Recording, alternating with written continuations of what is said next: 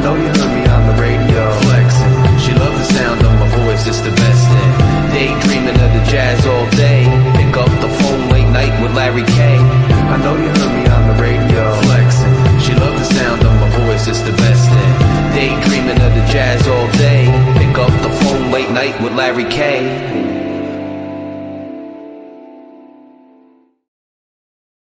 It is Dolphin season again. Larry K back in action on the Phin-Addict Fury channel. I got my man G backstage. He's going to come out here in a minute. And we are going to discuss the season, the outlook, the depth chart, what's new. All of those things are going to come at you really fast.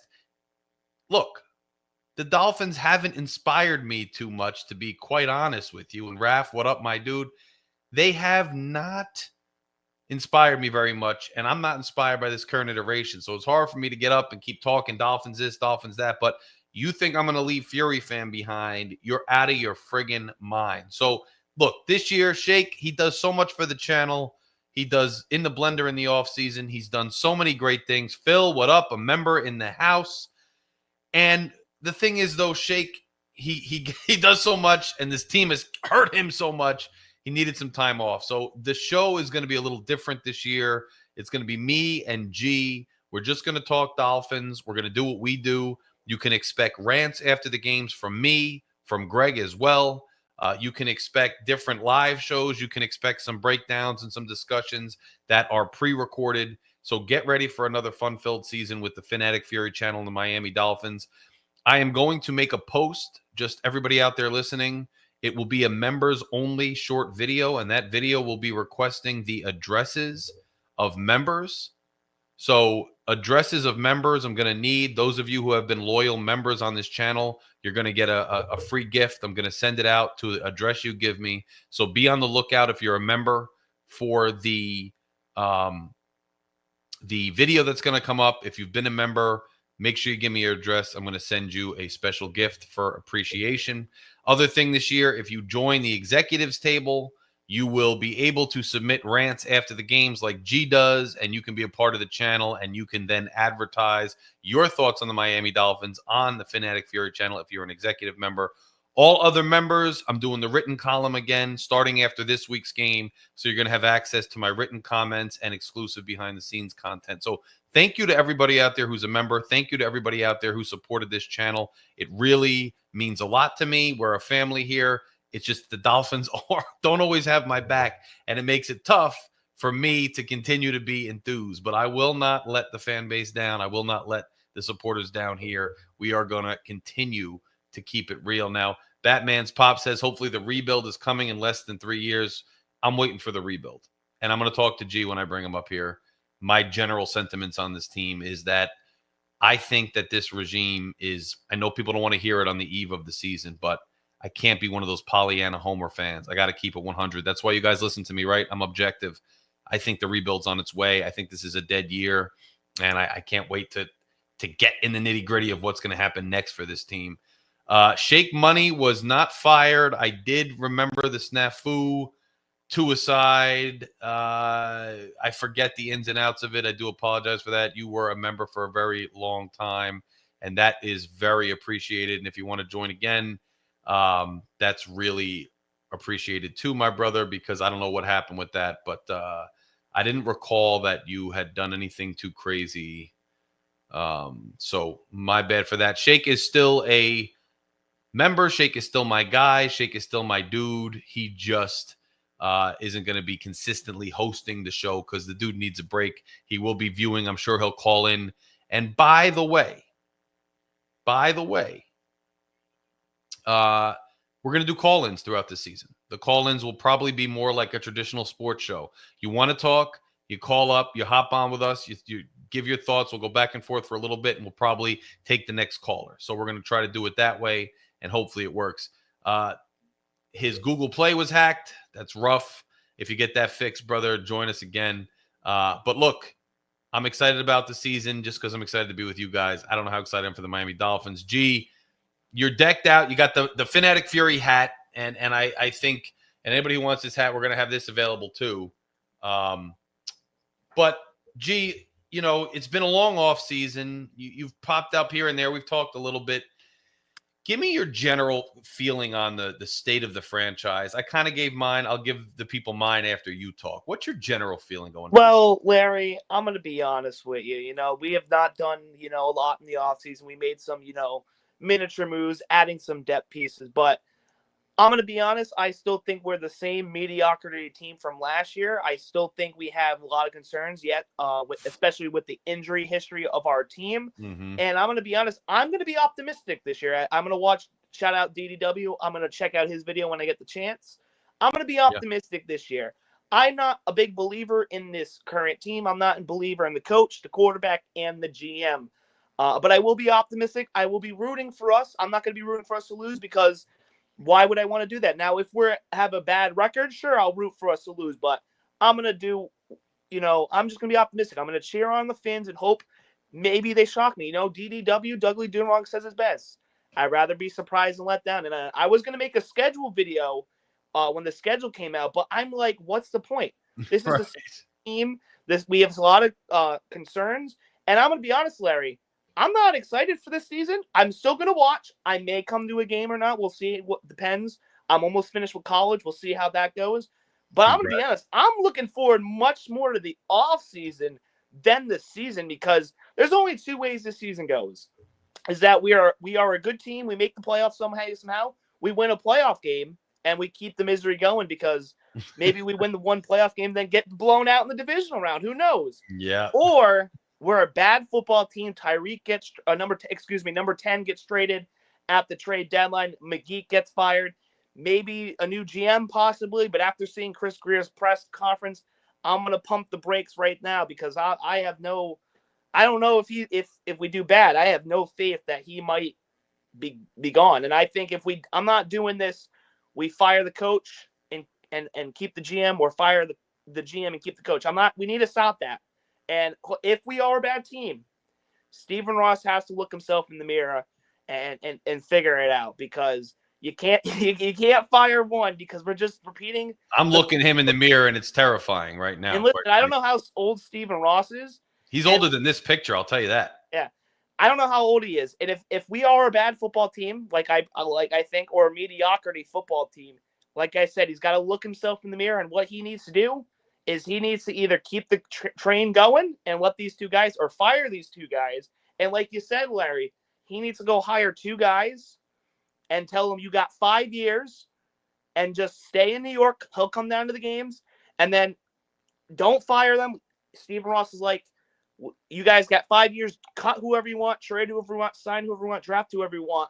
I'm on board. I'm just going to stay in New York. I'll see you in Sundays. And then after the 5 years, we'll go from there. I mean, 5 years, you give them 5 years. We go 1 in 15 or 1 in 16 for 5 years. You don't fire them. You keep them going.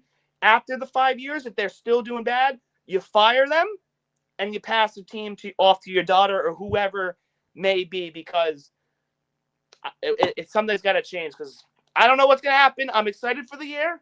I'm going to be optimistic. I'm rooting for us. And I think this Sunday we might be in for a treat, folks. Yeah, so look, I'll piggyback on that to an extent. One thing I've said, and I'll say it again, I was encouraged by the fact that Ross, I thought there was an opening for him to fire Greer and keep McDaniel and do his usual flip-flop, but he actually didn't do it, which I was happy for, because to me, what it says is you guys are a tandem. You're a team. You brought in your quarterback in Tua. McDaniel then came here with the Pledge of Allegiance to Tua. He stood behind Tua nonstop. He implemented his speedy offense.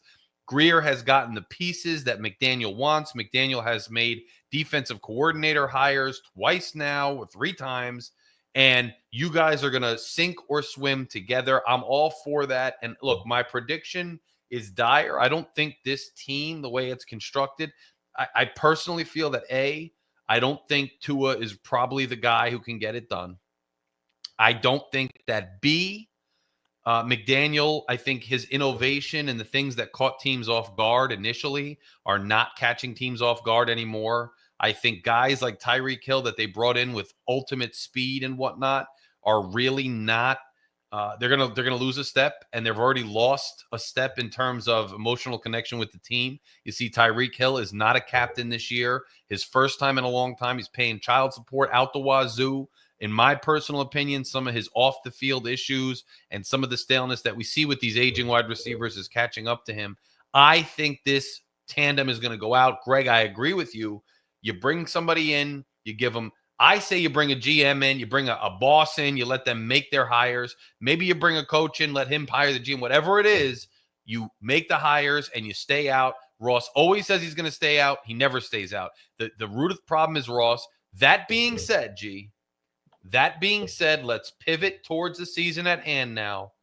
I actually think that with Danny Pennies tossing junk out there on an Indianapolis Colts, I don't believe in the Colts. They're a 1.5 point favorite. This is the thing. This is what I predict with this Dolphins team.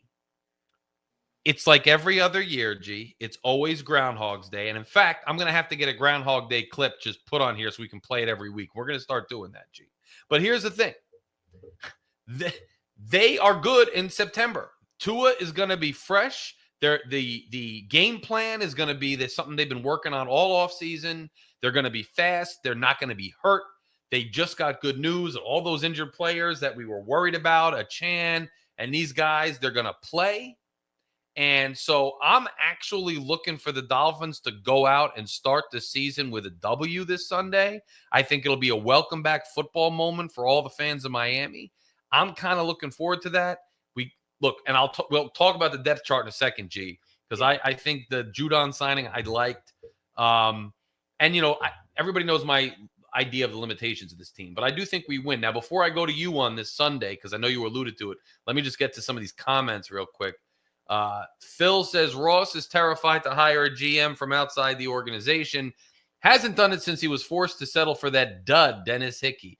Yeah, Ross is scared of a lot of things, it seems. Shake Money in the house. What's good, everyone? Finn Zepp, his blender is ready to rock. My idol, Raphael Courtwright. What's good? Legend. And Shake, you are a legend, my friend. You also interviewed El Cap and all that in the offseason on this channel. Absolutely legendary, a legend in this community, sir. And we are happy you're watching and you're chilling around the fam as always. And G, what's your thoughts on Sunday, my brother?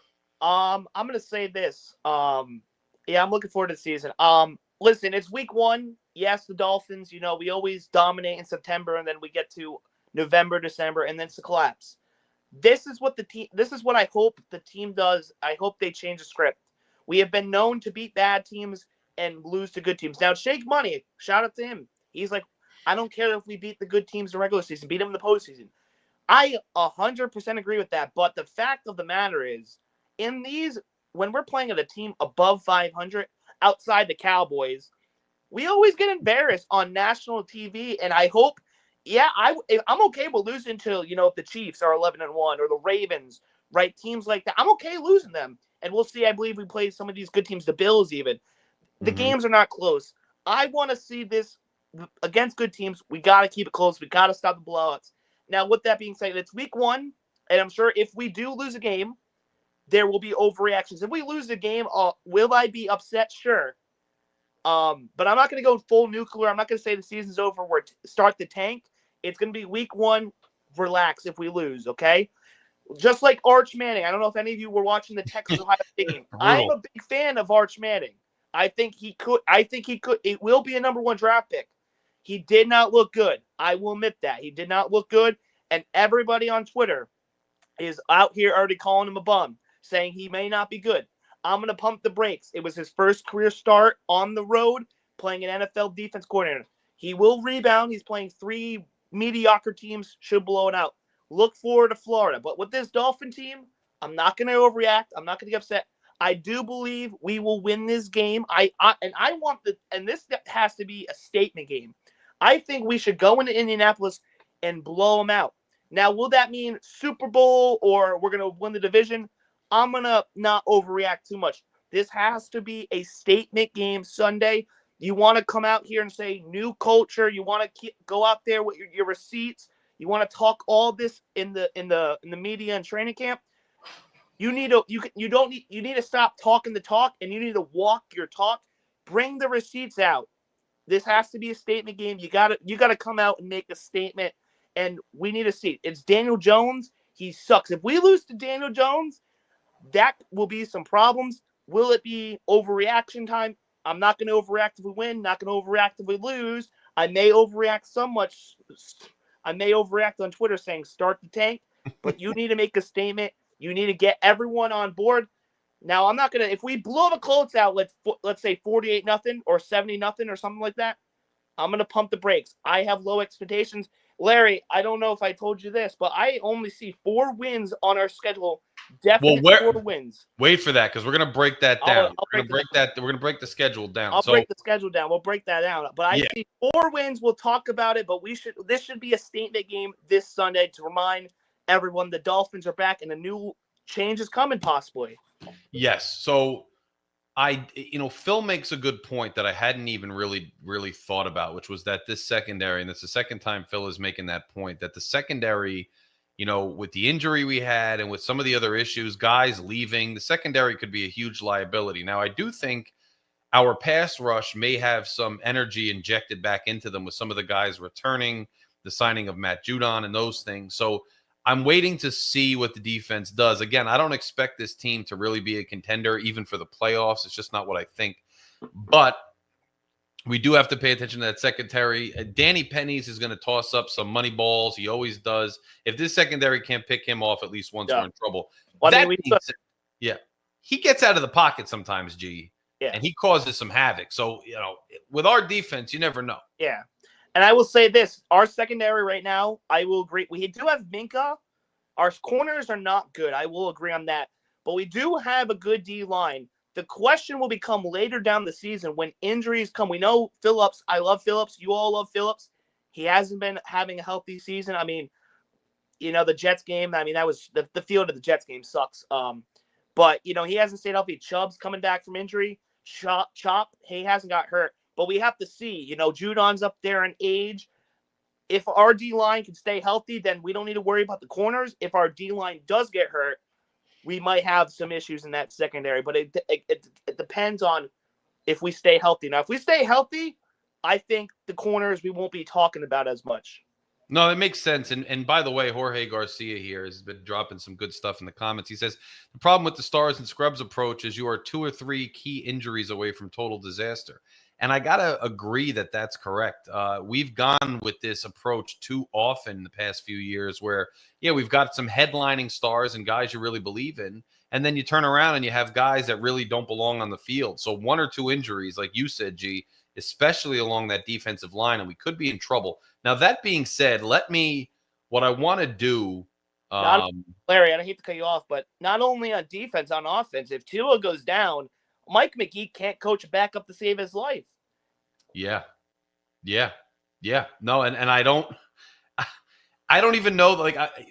You give Tua some credit, that Tua can execute it. But even as he starts to go, Mike McDaniel still runs out of ideas, even with Tua in the game. So let alone when Tua is hurt, he really has no answers.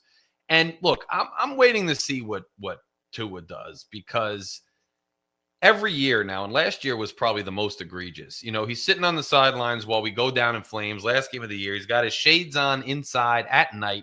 I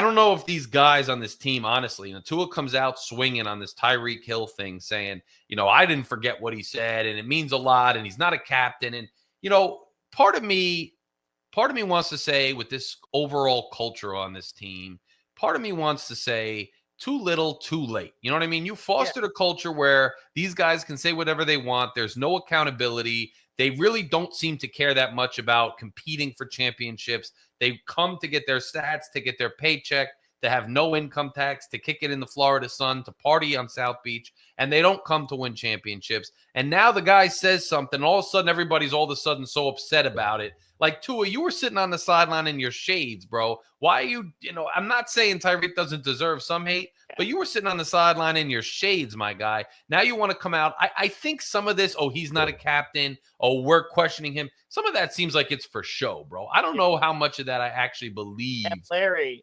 I'll make this quick point before I forget. Yeah. If we are a good team, right? We're maybe a playoff team, right? Yeah. I could see a scenario of Tyreek's causing issues behind the scenes that even if we're above 500, we might trade him. Now, you all know I'm a Red Sox fan. Now, the Red Sox and back in like June or whatnot, Rafael Devers got traded to the Giants, and we were on this high. And then I was upset we traded Devers. But since then, we've been on the upcline, and Devers and the Giants are on the decline. So maybe that's a situation. Tyreek, like Devers, could be on the. If we're winning games, he could possibly get traded. Yeah, it's a possibility. And I want to talk about this depth chart. And I got Mark Member, the most sensible approach for this offense is an effective running game. That would be the best weapon Tua could ever have. I completely 100% agree. Phil, I'm looking to see if these guys can find a way to adjust and get receivers balls when they're getting jammed and bracketed. It was a shocker how easily defenses took those two out of the game.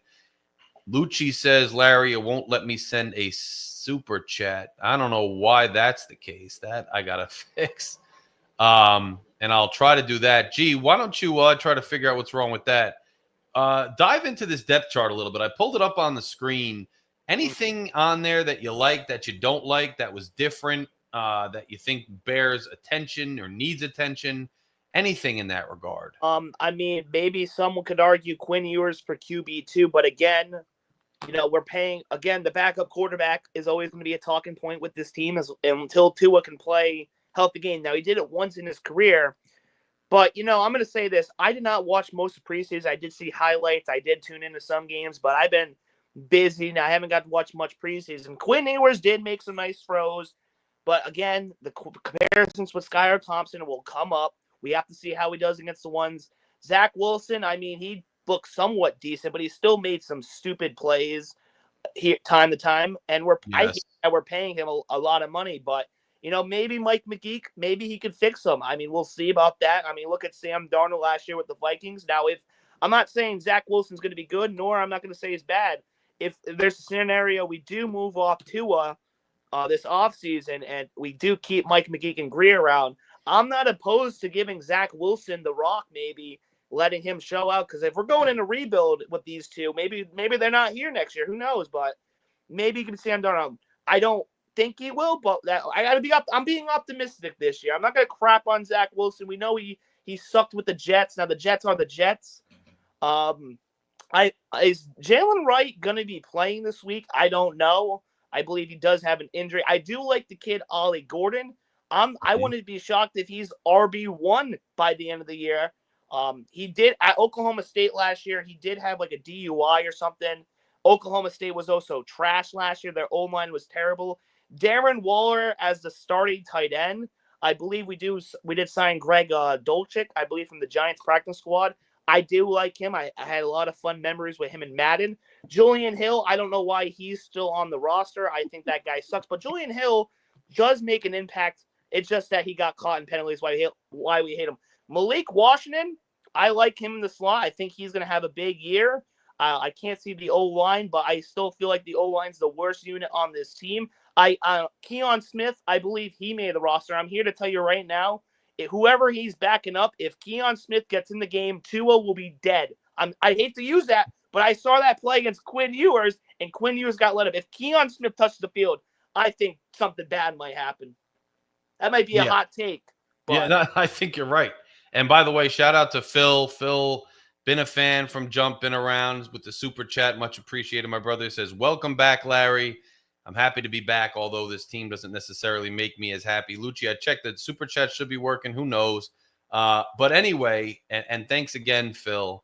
Look, Greg, I agree with you here. Like Tua starting QB, we know what we got. Zach Wilson, I got to be honest with you. I always knew he was pretty bad. I mean, with the Jets, it was never like, you can't do what I accuse us of doing. Like if Tua was a Jet, we'd be talking junk about Tua, right? So, the Jets, you can't say Zach is terrible and then all of a sudden turn around and say he's really great because he's on the Dolphins. That being said, I did have some hope that maybe Mike McDaniel, because he's got the type of mind that can draw up some good X's and O's here and there. I thought maybe with a guy with that kind of arm and that kind of mobility, maybe McDaniel could figure something out to make something out of nothing with Zach. But the bottom line is this offense and McDaniel are still just nothing but set up for Tua, and it's always going to be that way. And Zach Wilson is not going to change that. Zach Wilson's not going to make anything different. And Shake Money, 15-month member. This is my dude, man. Welcome back, my brother. Fins up. This is my guy, man. Shake holds it down all the damn time. Been here since day one. Just like you, G. Been here since day one. Back on the TD Fins Talk days when this show started on TD Fins Talk, for anybody who doesn't remember. So thank you for the support, Shake. You know I love you, bro. Anyway, look, Tua is Tua. Tua goes down. Zach, look, if Tua goes down, one thing, G, that I think will be interesting is just seeing Zach just mess up, run, chuck it, just to out of morbid curiosity, it would be interesting. Devon Achane, Jalen Wright. I'm pretty sure Achane's playing. I think I read that today. He's playing. Okay. Look, here's the thing, G. Achane is an explosive back. I think his skill set and his shiftiness and his ability to hit the hole is one of the best I've ever seen in the modern era. And his rookie year, he lit up the scene because he was a change of pace back. I think Jalen Wright's going to need to touch the ball, or Gordon, because I just think if you run Achane too much, the bottom line is he's eventually going to wear down. He's eventually going to get hurt. He's extremely talented. He's a really good back in general, but whether you're Mike McDaniel trying to run a speed finesse offense or not, you can't run guys like that as bell cow backs, even in the modern era. I just think he's going to need the depth to kind of come in by committee here or there. And if they can't do that, I think he's going to get hurt again. That's just my take on that. Yeah. The wideouts, we know what we have with the wideouts. Look, I think Hill is questionable. He's going to play. I think you see some good stuff from Hill in flashes. I think especially early in the season, G, you're going to see good stuff from Tyreek Hill. But I do think he's hitting that age gap. And look, I hit the age thing in my life. Everybody hits it at some point. You can't outrun time. And he can outrun a lot of people. He can outrun a lot of things. But he can't outrun time. And he sure as hell seems like he can't outrun paternity tests too good, bro. That's just me. But at the end of the day, I think we're going to see Tyreek Hill slow down at some point this year. I don't think he already wasn't the guy last year that he was 2 years before that. And I don't think he's the guy this year. Jalen Waddle, I'm a really big fan of, but I think Jalen Waddle functions better with a Hill opposite him. And so I don't know. And then behind him, you got Malik Washington. You got Taj Washington. I mean, this is like where you see, Greg, we had our chance a couple years ago, and you start to see these players, they're okay. But these aren't the type of guys we've had in those positions. Darren Waller, okay. I mean, he reminds me of the signing last year, who we let go, and I understand why they let him go. He could be a power in the passing game, but he's getting older. I don't know. And he's coming out of retirement. Yeah, bro. I mean, so that's getting older is an understatement. G, you just said it. He's coming out of friggin' retirement. I didn't even know that. To be honest, I've been so divorced from this league. I didn't even know. I mean, come on. Then you got Julian Hill, which I always love your rants about Hill, G, because you always put it so creative. I can't stand it. He's always getting a penalty. Yep. Sometimes he's dropping the ball. I can't. Why is he on the team? We had other capable tight ends that we let walk, and this guy's still on the team. I don't know what the infatuation is. Shout outs to Jorge, who dropped really good commentary this whole episode and then throws down a super chat. Thank you for the support, my brother. Keep up the good work, guys. I appreciate the dose of reality other commentators ignore. Jorge, this is your home all season for real Miami Dolphins talk and objectivity, because look, G and I and everybody else affiliated with this channel, I think Greg will agree, we are huge Dolphins fans. And if this year turned into a miracle, we would be happier than ever. Yep. We would be parading in the streets. I'd fly down to Miami for a few different games. I'd be there for the parade. I'd be trying to go to the Super Bowl. I want nothing more than to be wrong. I want nothing more than this team to be good. But I'm a realist, and I'm 40 years old now. And at the end of the day, I can no longer sit around and be a happy-go-lucky cheerleader fan.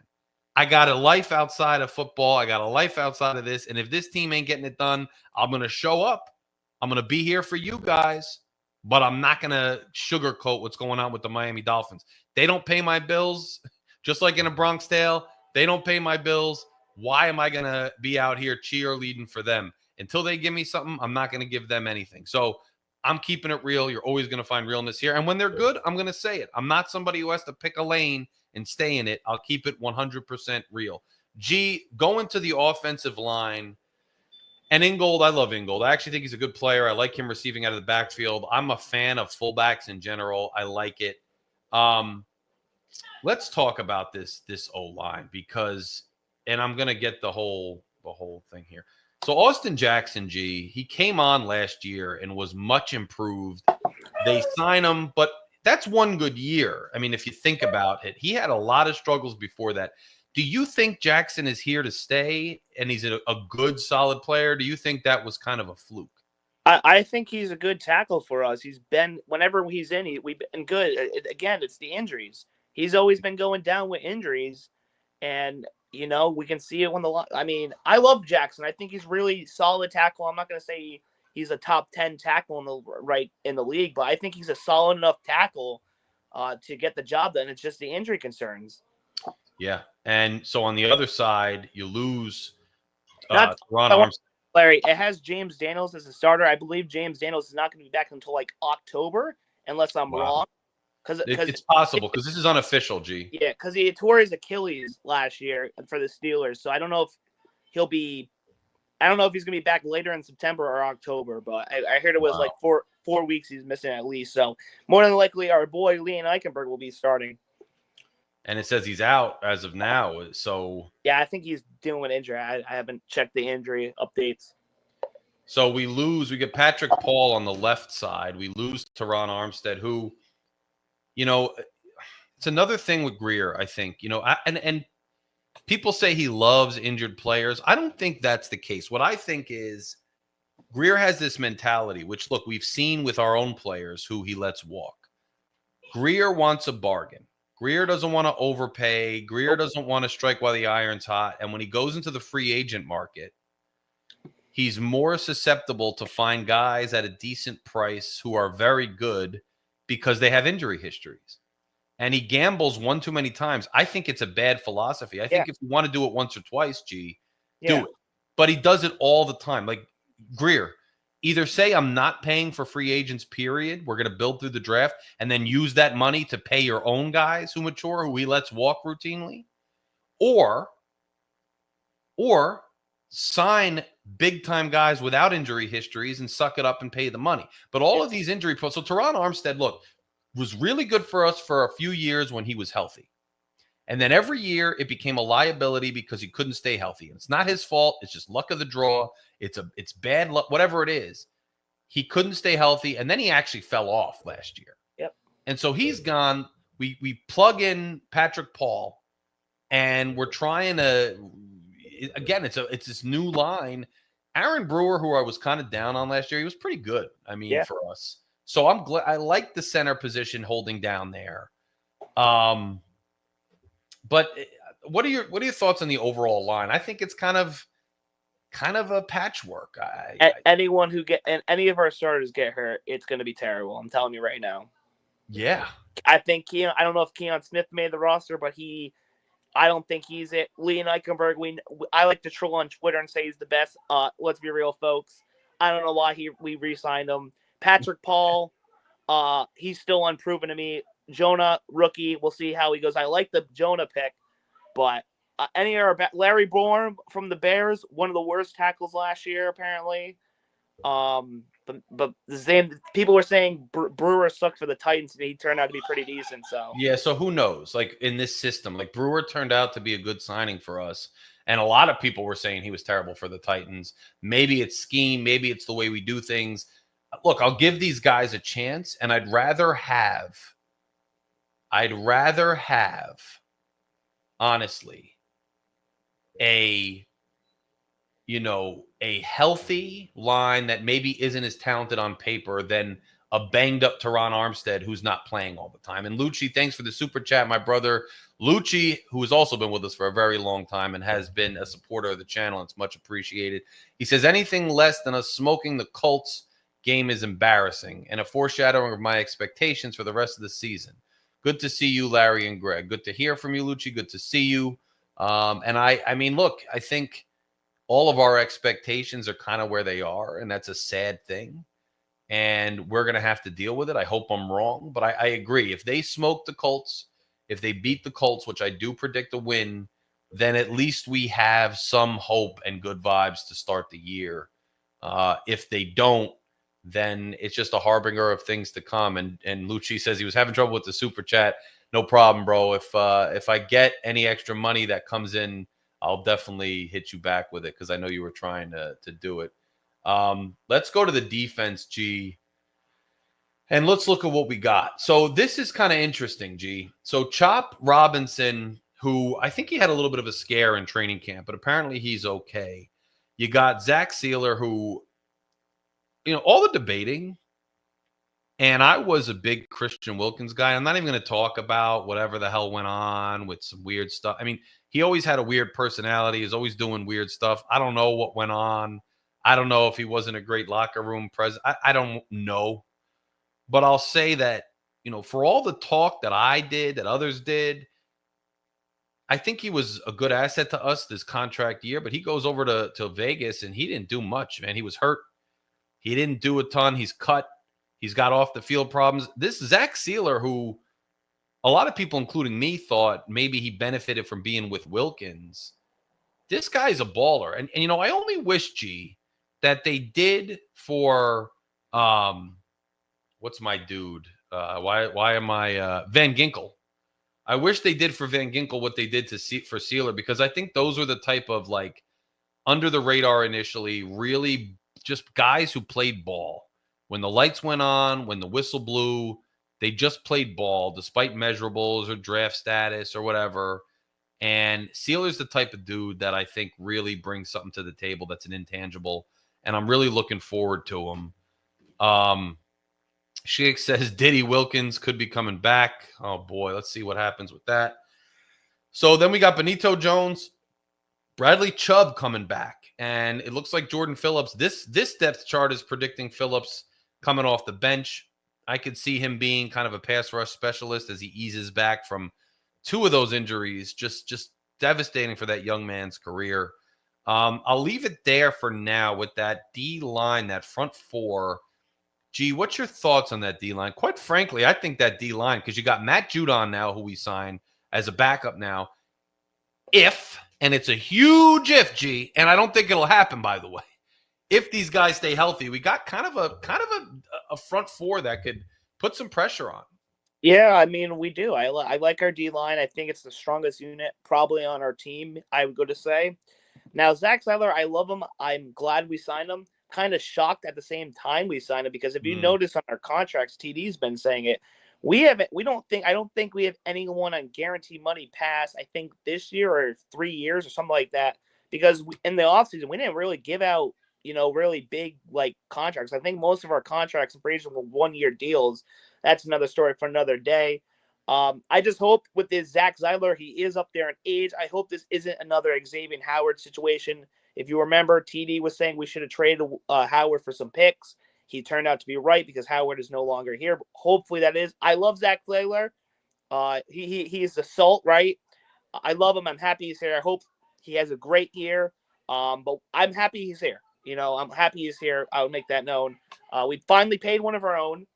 Chubb coming off injury. We'll see how he rebounds. Chop Robinson, I hope we don't, hear that tone sophomore slump. Hopefully Chop doesn't have that. But I think, this D-line might cook this year. Yeah, I could see that. And so now you go to the linebackers, and I guess I kind of – so Jalen Phillips is going to start at strong side linebacker.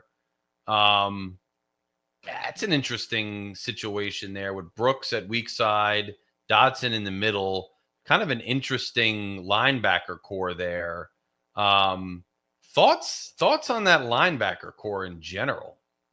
I think we have underrated linebackers. I think Brooks is a dog. Dodson played pretty solid since he came over here.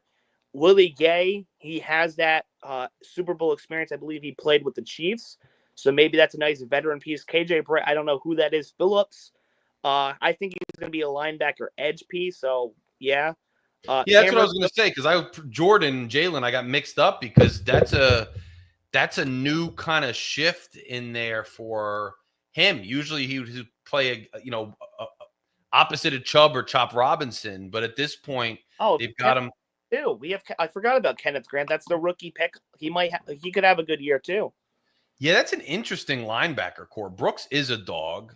He's throwing Phillips on the strong side. It's going to be that's an interesting front seven, man. To be honest with everybody out there, because I got no shame in admitting it, man. I didn't even realize they shook up the D that much in terms of positions and the 4-3 situation and the way that they're structuring it.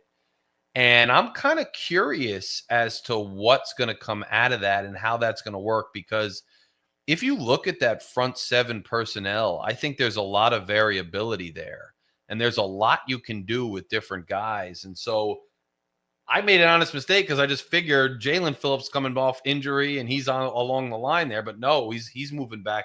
Interesting situation with the front seven, and quite frankly, you're going to need the front seven because you look at the back now, and you got a nickel back, Jason Marshall, you got Storm Duck, right corner. Minka, who I told you I liked the signing, they might let him freelance a little bit out there, I suspect, early on before he knows all the ins and outs of the position. But he's deeper in his career now as opposed to when we first had him. But he's got a lot of talent.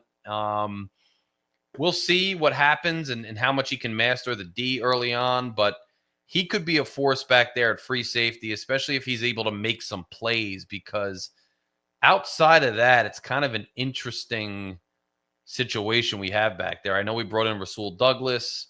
What are your thoughts on that secondary? It could be a liability, G. Yeah, our secondary is probably the weakest besides O-line, the part of our team. Minka Fitzpatrick will probably be all over the field. I'm happy we had him back or got him back for Ramsey. Outside that, Rasul Douglas and Jack Jones probably are two best corners. If I'm going off, their names and where they played. And I don't have the stats in front of me, but I think there are two best corners. Storm Duck, it might be a liability. He was a rookie last year. I think he got torched. Marshall Jr., rookie. So we'll have to live and die with him. Cater Kahu, it's unfortunate. I believe he's out for the year. He is. So that is loss for the Nickels. So I do like our safety unit. Ashton Davis is pretty decent. I mean, I don't know what he did with the Jets. Whatever that guy's name for the Lions had pretty solid. So I think our safeties are going to have to carry. Minka Fitzpatrick, that veteran presence in our locker room. He's been in Pittsburgh. He's been an All-Pro. I think he could, help some of these younger guys maybe grow. And maybe, Chris Greer looks like a genius for not, going for a cornerback. Who knows? Yeah, let's see. And a couple good comments in there. I think Lucci's right. I think we've limited our expenditures because this regime might be on borrowed time, which I'm ready to dig in. I'm ready for, let's face it, this show started when we kind of started this era, and it's grown. And now everything's kind of getting stale in Dolphins land. And we kind of need to turn the page and start over to give some oomph to this show, to the whole fan base, to whatever. I tend to agree. And Jorge reminds us that, we also have a lot of dead cap space that we got to clear out. Gee, I know you got to go soon, but I wanted to dive into this schedule a little. I don't know if you have time to break it down at length, but what is your take on these games? And let me bring up the schedule really quick. I'm going to pull it up too. Yeah, I'll bring it up on I'm going to bring it up on the screen so we could see and our viewers could see it too, and we could all look at it. Let me bring it up. Here it is. There it is. So we start with Indianapolis. Week 2, we got New England at home. Nice 1:00 game against New England at home. Like I said, I'm predicting a win against the Colts. What do you make of this Patriots team this year, G? You're up there in Patriots land. What's your insight, if any? Patriot fans, they're hyped for this season. Now, some of them are optimistic, I guess you can say. Some think they might, make the playoffs. Some might think they'll be a bad team. I think the Patriots will be probably the second, prediction, I think the Patriots will be the second best team in the AFC East this year. I like what they have done. Diggs is a little bit of a diva. They do have some weapons. Kyle Williams was making plays in training camp. I hear it on the radio. So I think their defense, I think their defense looks pretty good. Vrabel is a defensive guy. Vrabel is also known as a Dolphin killer. I would be shocked if we swept them. I wouldn't be surprised if we lost twice to them. I do think we will split with the Patriots. I think we will win this one, and probably or we may lose it. It depends how I'm feeling. Week 17, I think we'll win it. I think both home teams win when we play the Patriots. I think we'll beat them in Miami, and I think they'll beat us in New England. So I think right now, G, we got 2-0 is what I have with the schedule so far. I think we beat Indianapolis. I just don't believe in Danny Dimes. I don't believe in Indianapolis right now. I think if we lose to the Colts, that would be a shot. I'm not, like I said, I'm not going to sound the alarms, but that would be like me getting the tank ready, because if you Colts, I think the Colts and the Saints are probably going to be the two worst teams in football. The Saints, I think, will be the worst. Colts, when you're starting Daniel Dimes, I think that you're basically summoning a tank. So that needs to be a statement. I have us 2-0 right now. Yeah, and so do I. And the thing with the Patriots is I do expect Vrabel to get going eventually. I think he is a force. I wanted Miami to try to find a way to make a switch and switch the regimes and bring Vrabel in, honestly. I think we might have missed the boat. Same time, sometimes some of those rah-rah coaches, they get a little stale in their second stop, and you don't see the same type of tenacity and charisma. You saw it with Rex Ryan. I don't know. I believe in Vrabel, but I don't think he's running by week 2, especially in that Miami Heat. Miami is good in September. They're good at home in September. At 1 in September, I'm taking the Dolphins. Week 3, Thursday nighter, so a short week at Buffalo. Look, Buffalo may not ever get to the promised land with Josh Allen. As good as they are, I still think they're going to win the East. I still think they're the favorite. They should be. I don't know if they're ever going to get there. Hey, maybe this is the year. Maybe the Chiefs finally fully decline after taking an L to Philly last year in the big dance. But at Buffalo on a short week, it just ain't happening, G. I think we take our first L against the Bills. Oh, Larry, I think we're taking the L. Now, the one good thing, it won't be cold, so we don't have to deal with the cold. But again, it's Buffalo. Like you said, they're the favorites. I think they might come out of the AFC. Now, the Chiefs, I don't want to count them out. But I think maybe this is the Bills' year they get to the Super Bowl. I honestly think this might be a blowout, if you ask me. But until maybe this team shocks me and we keep it a close game, till proven otherwise, I think the Bills are going to blow us out of the water. Yeah. Until this team proves otherwise. I have Buffalo sweeping us, if that makes it easier. I think they're going to sweep us. Until proven this is not a show me season. This is me. You gotta talk and the walk. The show me season was last year, G, remember? And the show me season, they showed me they didn't have it. And that's why now I've already moved on.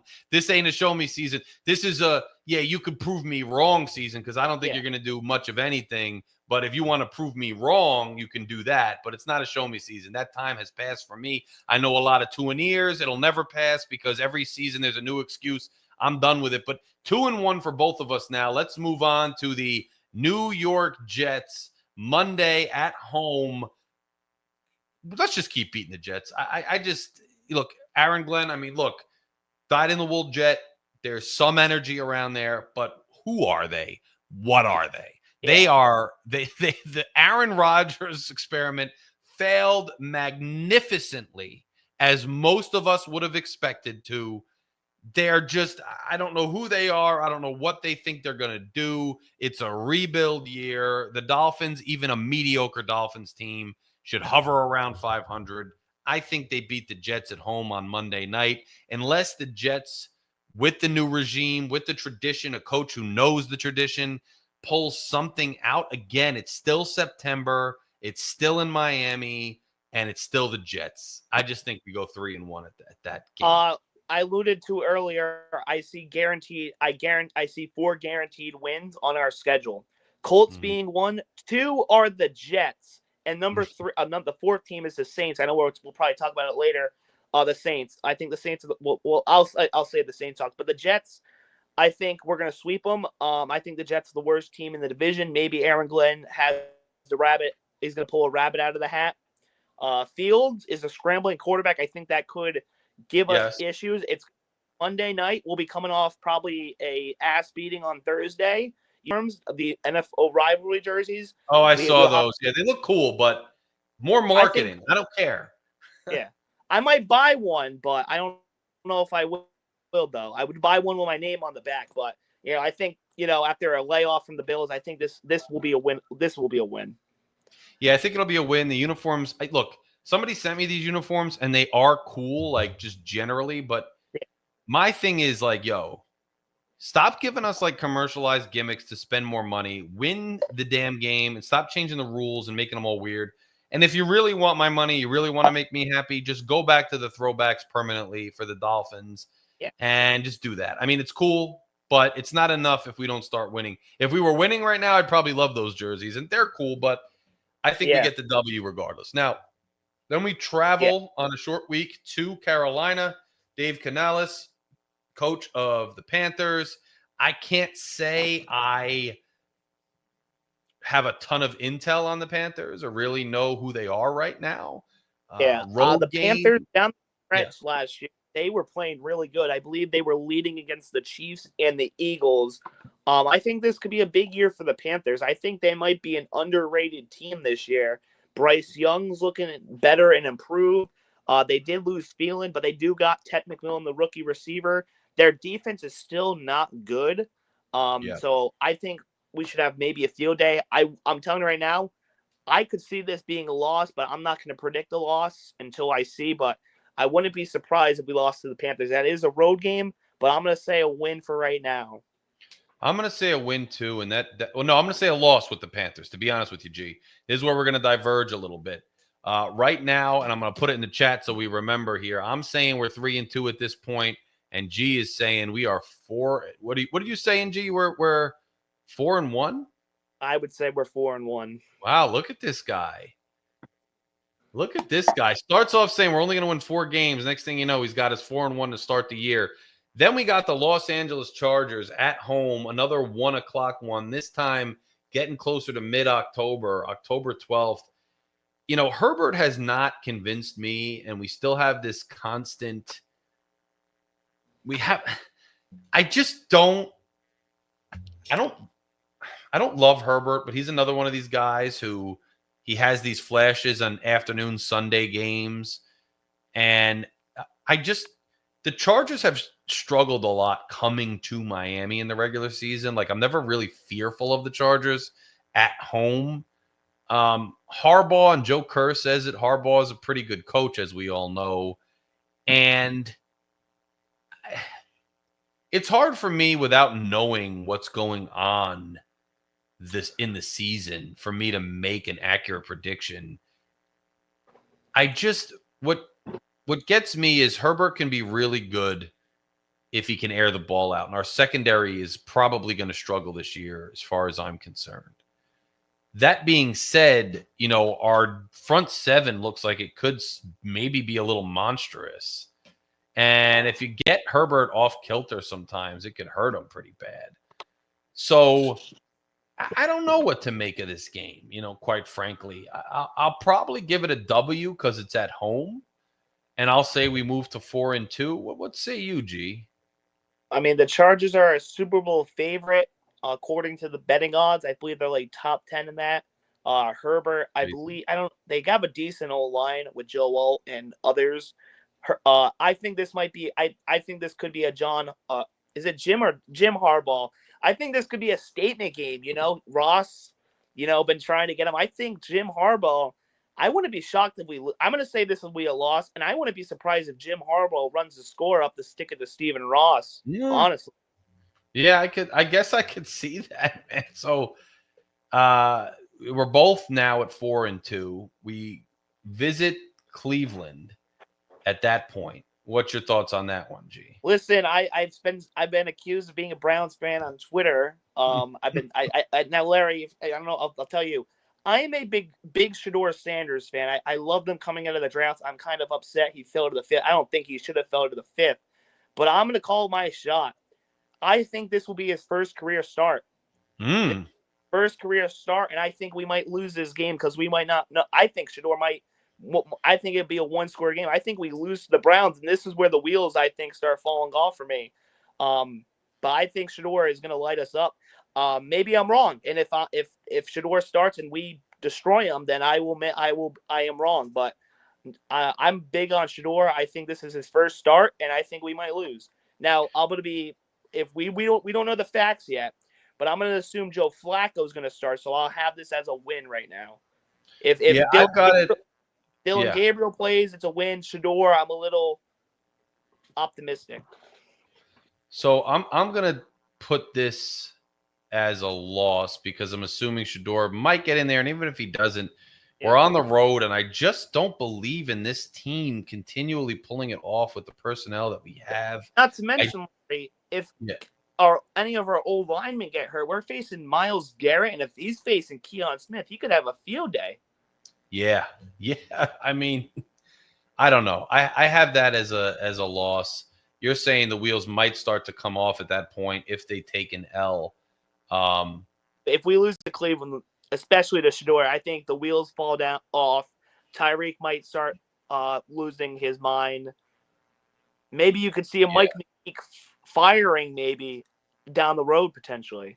Yeah, I've got us at 4-3 by then. You've got us at 5-2, I think.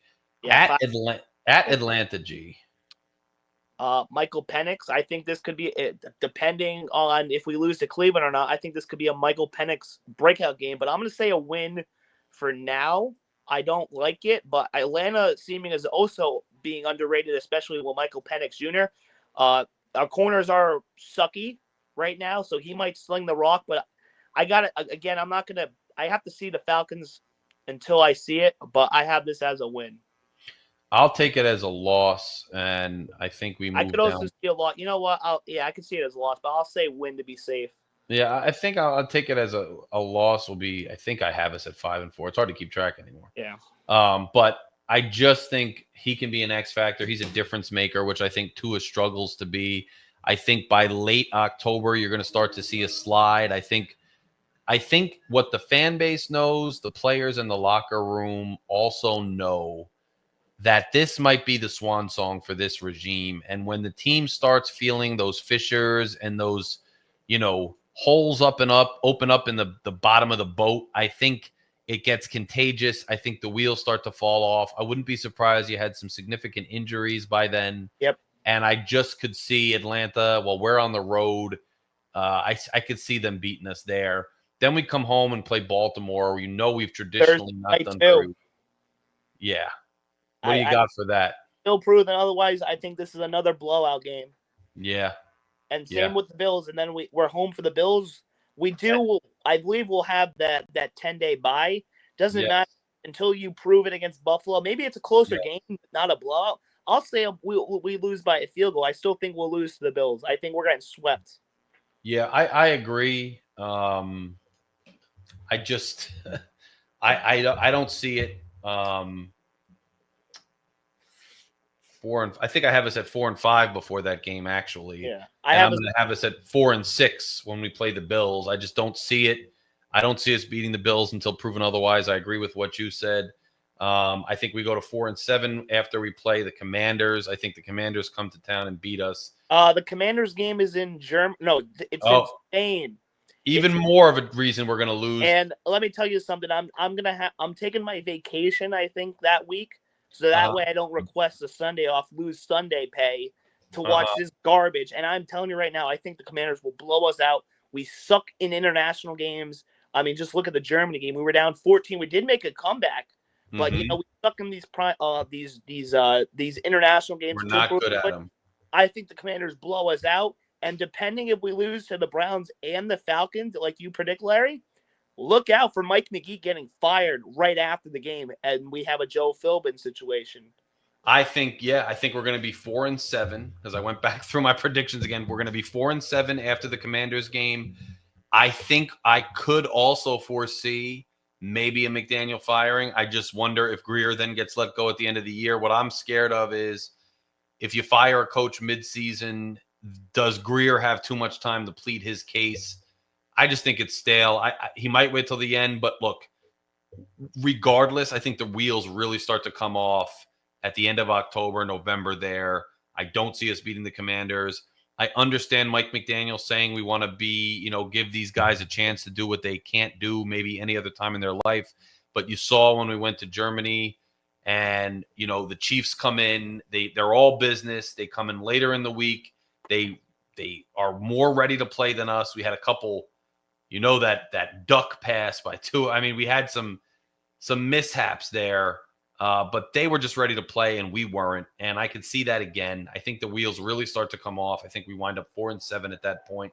Then we come back home for the Saints to visit. What do you see on that game? Saints are literally the worst team in football. I think they'll be picking number one. Mm-hmm. This could be our first game with interim head coach. I think if we're having an interim, Anthony Weaver should get the call. Maybe he's the future coach. I'm saying if we lose to the Saints, at that point, yeah, the wheels will fall off after the Ravens, Bills, and Commanders. If you lose, you might as well tank this game, like start the tank after this week. I'm talking about benching Tua if he's still healthy. Put Zach Wilson or Quinn Ewers in, see what you got there. Maybe benching if Tyreek's here or not traded. Maybe let's let Malik and Taj Washington go. Like, if we lose to the Saints, you start the tank right then and there. I do think this will be a win, though. Yeah, I think it'll be a win, too. I think we go 5-7 at that point. I just don't think the Saints really have it in them. We visit the Jets then December 7th. Here's my thing. I think the Dolphins at that point, and I hate to say this, living in Jersey, can't stand the Jets, but I think at that point in the season, the Dolphins really don't have much to play for anymore. The wheels are falling off the Dolphins. I think the Jets are starting to have a little bit. I don't think they're going to have a very good year. No. And I don't even think they're going anywhere necessarily with this regime, just as they haven't with every other regime. But I could see a team with a first-time coach with Jets history who starts to get a little bit excited towards the end of the year, thinking about what pieces they're going to get the next year. I think they want to beat the Dolphins at home. I think the fans want to beat the Dolphins at home. I don't expect a ton of Miami enthusiasm like you usually see in the stadium because I think the wheels are falling off Miami by then. And I could see the Jets. I'm giving them the benefit of the doubt to split with us. I'm giving them the victory because I just really don't, until proven otherwise, I don't believe in this team in December. Yeah. And we could have all kinds of injuries. It's probably going to be cold. Jets fans are going to be revved up and ready. I think we go to 5-8 at that point. I think the Jets beat us. I think I have us at 7 wins or something like that. But I'm Larry. I feel the same way as you. I'm just trying to be optimistic. But yes. I said the Jets are two of our 4 guaranteed wins. I'm sticking on that. I still think we might have some hope. Again, I think at this part of the year, we're rooting for other teams to still lose because we lose early. But I wouldn't be surprised if we lose to the Jets, on the road. The Jets are young and they're mighty. They want to do it for the coach. If we have a bad record like you think, Larry, I hope we lose to the Jets, and let's try to get that number 1 draft. I would love that. Pittsburgh, we travel to Pittsburgh in December. I'm just putting it as a loss right now. Oh, yeah, Larry. I have us probably losing the last 4 games of the year. Steelers, Monday night. I might be at that game. And maybe, depending on the situation, we could see Skylar Thompson maybe play that game. And listen, my dad is hoping Skylar Thompson plays. And I'll tell you right now, if Skylar Thompson plays and lights us up, if Mike McDaniel is still the head coach and Skylar Thompson comes in and lights it up, he needs to be fired immediately. I don't think that happens. Listen, I think the Steelers could either be good or bad. Yes. I think if how I have the season going, if we could escape with a win, we might have some momentum. Now, keep in mind, this is a Monday night game. I also have us as a loss, but if we somehow win this, that Bengals game Sunday night, but it's going to be a short week, but we do have the night game instead of a 1:00 game. That could be advantage us. But if this game were to get flex, could be the Bengals, because if we're bad, I don't think they're going to have it Sunday night. Yeah, I mean, I just don't. I'm giving Pittsburgh the benefit just because they're at home at this point. Yeah. Cold. I don't know if they're going to be good or not, but you make all things being equal, even if they're mediocre, we're mediocre, we suck, they suck. I mean, it's at home in Pittsburgh. I think they're the tougher team. They got the tougher culture. I'm taking them. Cincinnati could be interesting then, like you said, a night game at home. But I just think Cincinnati's ahead of us, and I just think we take another L, and I think I got us maybe at 5-9 or by this point. I just Tampa G, your thoughts on the Tampa game then? They're favorites for the Super Bowl. I have it maybe if we're in the playoff mix, that Hard Rock needs to be allowed, but I have that as lost. Tampa Bay, again, they're I think a Super Bowl favorite in the top 10 of the odds. I haven't, by the way, I don't have the odds. I saw them earlier today when I was watching TV, but Tampa Bay, I mean, I don't know how to feel about them because that division outside of the Saints it's everybody's. The Bucks are the best team. Mayfield, I don't know how to feel about him. I'll say, I mean, this is two South Florida teams. Actually, no, it's two Florida teams. I don't know if Tampa's South Florida. But I mean, maybe it's a win if we're still in the playoff mix, but I'll say a loss. But I wouldn't either team I could see winning this game, to be honest, unless we suck. But I have us at 5-10 going into that game, I believe, and I'll give them the benefit of the doubt if Tampa's not all that by then. We're at home. Maybe we pull out a win for pride. If we have an interim coach, maybe he wills them to victory. Yeah. We get our 6th win, and we're 6-10 there. And then, like I said earlier, G, we go at the Patriots. I'm giving the Patriots the win for that last game of the year in the cold in New England. Yeah. And I'm taking us. I'm thinking we're going 6-11. That's my prediction. Yeah. I think you have a few more wins. I forget. Maybe it was. I think I have 7 wins or 8 wins. 7 wins, I think. But this Patriot game, another game we're thinking about going. If we're in the mix, we're probably gonna go. Maybe we might. Always says we go to games, but it never happens. But I think at this point, I think we have. If I'm correct, I have us at 7 wins. Mm-hmm. I think this game might be a loss. I think the Patriots are looking to get a wild card or maybe a division win. So I think the Patriots, Vrabel, the Dolphin killer, I think he might try to make, a statement and try to clinch the playoffs. I have a splitting with the Patriots, so I could see us losing that. Yeah, I could see it too. It's just it's going to be tough, honestly. It's going to be a tough year. I think for Dolphin fans, I think Saturdays are probably going to be more fun for watching football than the Dolphins. And I'm already starting to scout some quarterbacks. And there's a lot of good quarterbacks in college right now. And if Larry, if you're predicting 5 or 6 wins, whatever you had, I'm not, tank for a quarterback. I mean, I don't know how the contract works. I mean, maybe we're wrong, Larry, and Tua proves us wrong. But until then, if Tua, I believe he has an out that we can move on. I'm not sure. I don't have any of the contracts. Sure, people will correct me in the comment section, but I thought either this year or next year we can get off. Now I will say, if we do clean the slate, I'm a little worried that the new GM or quarterback, depending, or the coach, they may keep 2 on that, and I don't want to do that. It's like Tannehill. Like we fired coach Philbin. I think we got Gase, and it didn't work out. I just don't want to. We're making the same mistakes, and I don't want to do that. I thought with Flores, I hate to bring him up, I thought we were turning a new leash, and then that went south quickly. And now I do not want to keep repeating the same mistakes, doing the same things. I mean, we're in year 6, Larry. Next year will be year 7. I believe 7 years, and I don't want to do that. And I know some of you guys don't want to do it. Now there are people out there that will go to bat for these guys in this team, and you can fan however you want. Do what you want to do. I'm not gonna, attack you and call you a fake fan like some of these people do to me on Twitter. But you do what you want to do. I mean, but it's gonna be hopefully somewhat of a decent year. Either we're a good team, we get a playoff win, maybe go farther, or we're bad enough to get maybe a top 10 pick that can restart our franchise. Now, I will say, if we do have a top 10 pick and we're moving off Tua, now this is all speculation, we have to let it play out. I'm not opposed to, taking an offensive lineman and building that old lineup and taking maybe a quarterback in year 2. But because once you draft a quarterback, keep this in mind. I know it's been stated on some Dolphin platforms or maybe other platforms, once you draft your rookie quarterback, you are now on the clock to go win your Super Bowl. So I'm all speculation, but hopefully me and Larry, we can come back here in February and we can have a good old laugh to this stream. I am hoping we do. I hope we crack up at ourselves and we are clowns out here when the stream comes back.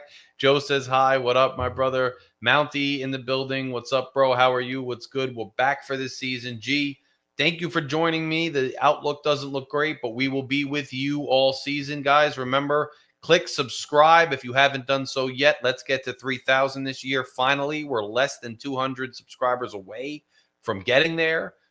Members, be on the lookout for the video I'm going to put out this week, and drop your address. You're getting a free gift for being members of Phin-Addict Fury.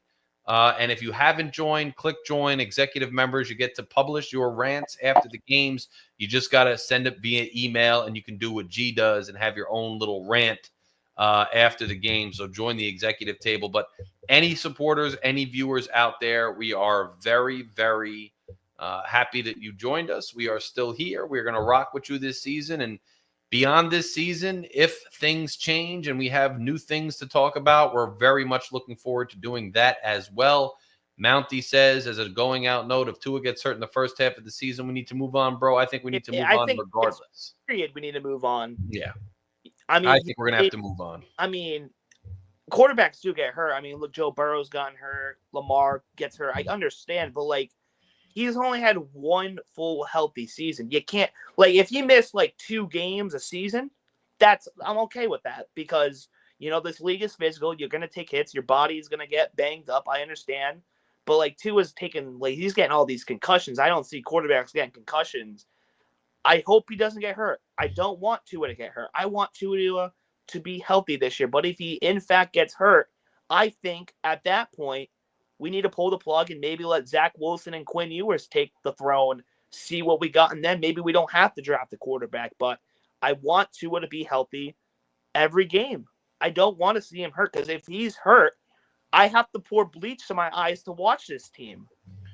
Yeah, no, I agree with you 100%. And that's kind of where we are, guys. So what I am gonna do now is we're gonna wrap up after a good show. G, you're gonna join me next week. We're gonna look out for G's rant, look out for my rant, and I'm gonna go out actually on something that I have showed on this channel on the shorts. It's my album that's coming out. Anybody out there who enjoys the intro song, that's me, that's my beat, and that is my rapping. So check out on the way out the promotion for my album. It's coming out. 2 new videos are coming out in October, so check that out. We will be back at it with more Fins content. Thank you all for joining us, and we'll see you very, very soon.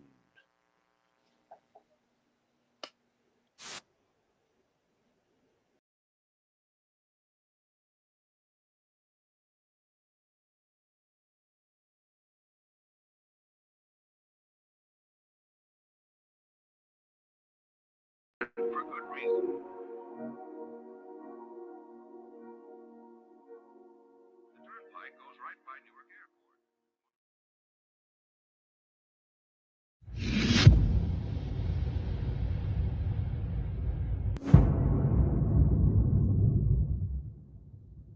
Garden State Parkway and the turnpike all cross at this single point near Woodbridge. New Jersey is often called the crossroads of the East, and for good reason. I know you heard me on the radio flexing. She loved the sound of my voice, it's the best thing. Daydreaming of the jazz all day. Pick up the phone late night with Larry K. I know you heard me on the radio flexing. She loved the sound of my voice, it's the best thing. Daydreaming of the jazz all day. Pick up the phone late night with Larry K.